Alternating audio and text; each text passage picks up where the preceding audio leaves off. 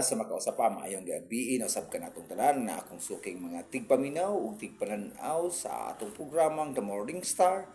Ako, bago mag-umpisa sa ako mga topic, ako magatibaya sa ako mga kahigalaan mula Luzon, Visayas ug Mindanao. Sa makausap pa ako si Morning Star nga ang kanunay ninyong higala sa kahanginan nga magbatbat sa mga kamatuuran nga wala na ito mahidunggan ug wala matuki pa sa uban pang mga katawhan. So by the way mga ka-Morning Star, no, tak na sa gabi kita magduki-duki ito sa usa na sab ka topic nga kini wala madungog og nadungog man sa pipila lamang ka mga tao ning ato ang katilingban. So by the way mga ka-Morning Star, ato na pagasugdan ang usa ka topiko nga sakit nga pamanalundungon og kini lisod kayong pagadawaton sa katawhan tungod kay kini naanda na nila nga ginahimo o gina-practice na silang kinabuhi since 100 years ago na ang mga nangagi na kung diin laktod na pagkasulti is kini nakaugat na sa kasing-kasing gunahuna sa matag henerasyon sa tao.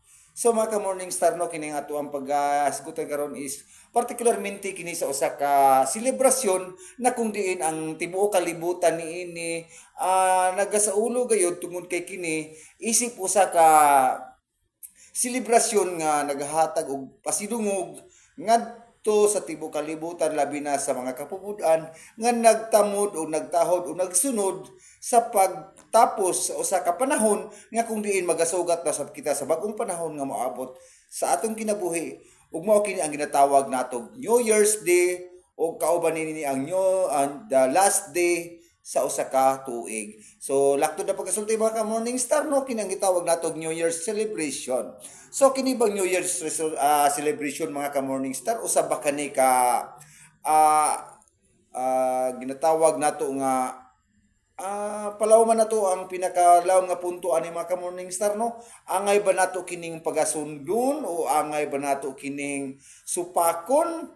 Tungod kay daghan kay mga nagkadayang siktag denominasyon sa atong kalibutan na kung diin nagasupak sila ini nga selebrasyon nga kung kinidaghan sila og mga rason nga ilang ginahatag aron lang mapahatagaan nila og saktong argumento ang maong isyu. Ug aron na sa mga siktag denominasyon sa atong kalibutan nga nagakos ni ini nga pagtulunan nga pagsaulog sa pagtapos sa pagtapos sa maong usa ka tuig o pagsugat usab sa bag-o nga adlaw nga mao ang gitawag natong New Year's Day.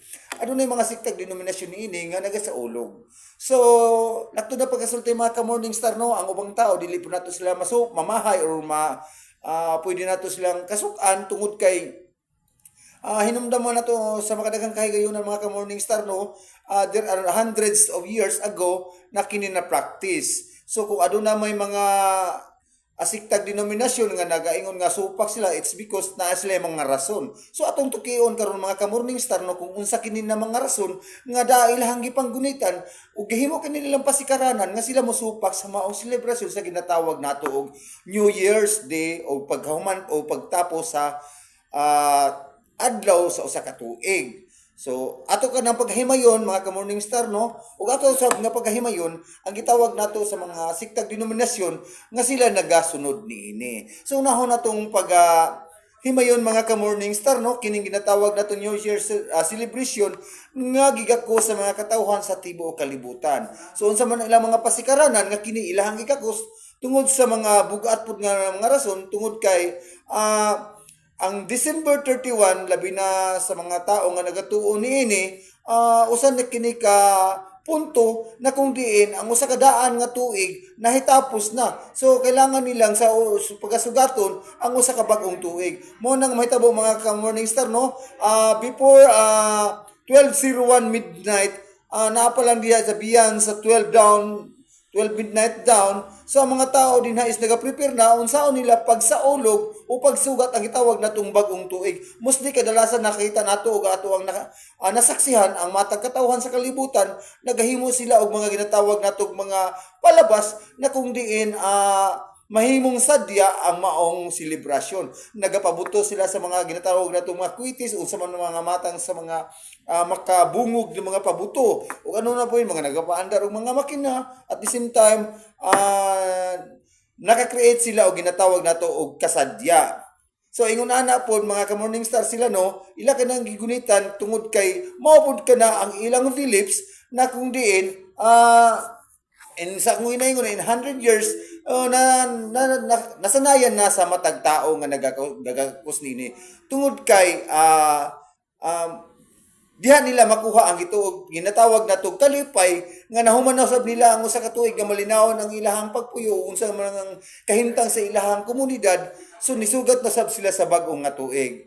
So kana nga punto mga ka Morning Star no dili pud ato sila angay na mamahay tungod kay ilaha pud kana. So sa pikat side pud mga ka Morning Star no ato sa nga pagatukyon nga anong adunay mga siktag denomination ug ano mga pundok sa katawhan nga naggasupak niini. Unsa ba ang igong pasikaranan sa matag tao niining kapupudaan nga nagasupak sila ning maong ginatawag natog New Year's celebration. Unang-una mga ka Morning Star no daghan kay siktag denomination sa atong kalibutan karon nga nagahatag og dili po siguro nato matawag nga tama or kumbaga matawag nato sila nga ilahang belief is natawag nato siya nga murag naka-BI man sila sa ubang mga tao pero aduna sab sila mga pasikaranan na kung diin atong tanawon ug ato gyud siyang panagduki-dukion aduna sab sila bugat na mga rason tungod kay na sila ginagunitan ng mga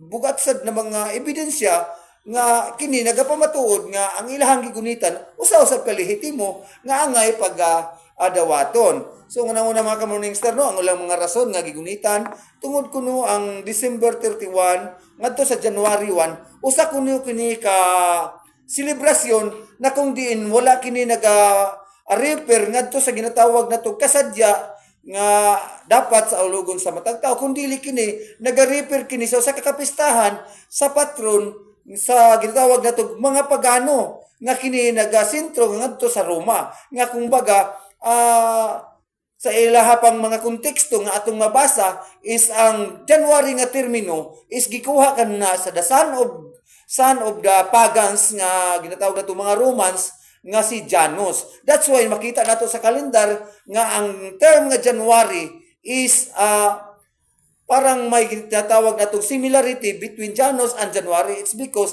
nabasa na og nakita nato ang ilang mga ebidensya nga gigunitan nga ang January is came from the root words of Janus, the sun, the gods of the pagans. So mao lang man mga ka-Morning Star ang akong mahatag kaninyo nga mga ginagmay mga impormasyon ug mayong gabi magamping kitang tanan sa matag gutlo sa atong kinabuhi nining kalibutan ug labaw sa tanan dili kita magpaatik sa mga bakakong mga wawali nga nagwarawara sa atong palibot nga handang mutukob sa atong makalag ug maglaglag ka nato sa adlaw sa paghukom. Ug mao lang kana mga ka-Morning Star no shalawam.